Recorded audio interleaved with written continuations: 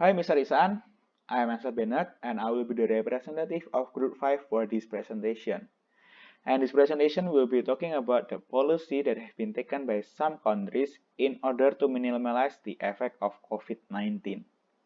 So, here are my group members. So, there are the twins, which are Nadila Paramita and Nadia Paramita.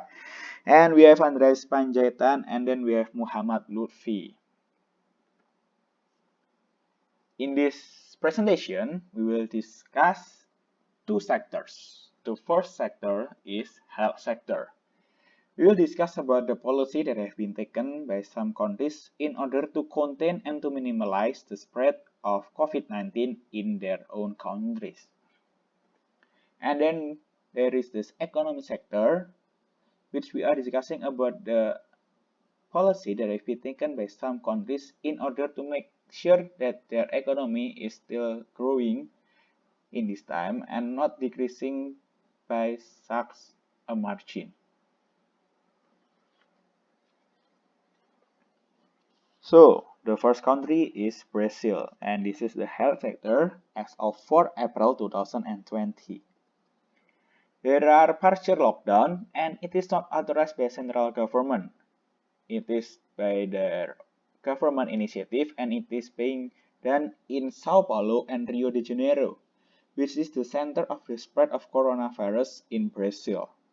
And then all foreigners barred from entering Brazil as of 30 March until 30 of April. But I believe it will be much longer due to the current condition.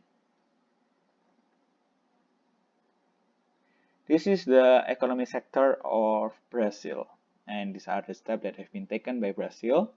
The first, there are 150 US dollar monthly bonus for healthcare residents, and it will last for 6 months. And this is the part of Brazil Count on Me campaign, which is aimed at optimizing public healthcare service to combat COVID-19 and reduce waiting times. And then there is temporary tax breaks, a temporary stay of debt payments, debt renegotiation, and lower tax and import levies on essential medical supplies. As we know, medical supplies is the primary needs that almost all countries needed nowadays. And then reserve requirement has been reduced from 25 to 17, which means bank will have more cash to give loans to people and the interest rate will be much lower than before. The central bank also opened a facility to provide loans to financial institutions, which are backed by private corporate bonds for collateral. And the second country is Switzerland. There have been social distancing measures which consist of all train services are cut locally and internationally. So there are no train service for going from city to cities and both from Switzerland to another European countries. And they have closed all ports and airports so that no foreigners can come to Switzerland. And citizens have been urged to shelter in place. Small business and restaurants have had to close their doors in exception of supermarket and pharmacy. They can open their doors for customer, but they have to apply to some regulation and rules that have been applied by the central government. And this is the economic policy that have been implemented by the Switzerland government. The first is recorded employees receive some 70% of the previous gross income. This is support from the central government for their people, because as we know there are a lot of unemployment that happens in Switzerland also. So the second is temporary interest-free deferral of social security contribution payments for affected companies, and then extended payment period for tax. And the last is central government will make available bridging loans to small and medium business designed to prevent a wave of bankruptcies. And the last countries that we will be discussed is United Arab Emirates. They have a stay-home campaign, which means schools and universities are closed for the remainder of the academic year. Sporting events, festivals, and large gatherings have been banned. And religious service have also been suspended for 4 weeks. For people who violated that, they can be fined for 545 US dollar. And the government also disinfect public facilities and all public transport are cut off. And there should be only 3 people in one car. Well, this is the economic sector of United Arab Emirates. As we know, United Arab Emirates is one of the oil producer in the world, and there is sharp decline in oil price, which affected the United Arab Emirates economy a lot. So the central government poured out about 7.2 billion US dollar in various fiscal measures. The first is 4.4 billion US dollar to support the private sector by reducing various government fees and accelerating existing infrastructure projects.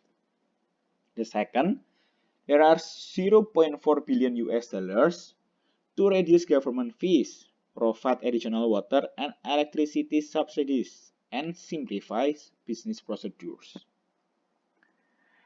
And then there is the Guardian 21 Fiscal Stimulus Program.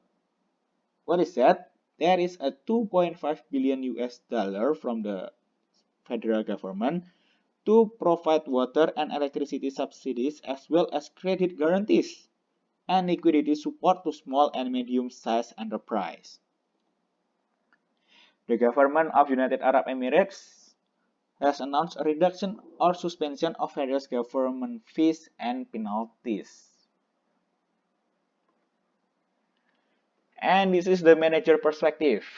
This is actually the manager perspective that I have interviewed from a local business. But I believe this is also the same steps that have been taken by managers in big cities and in foreign countries.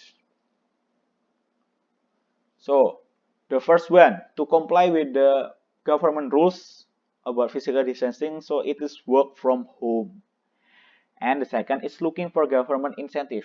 As I already say before, in the United Emirates Arab, there are some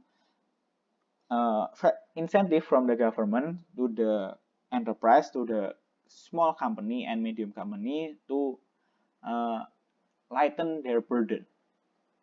And there is the cut down quantity, which means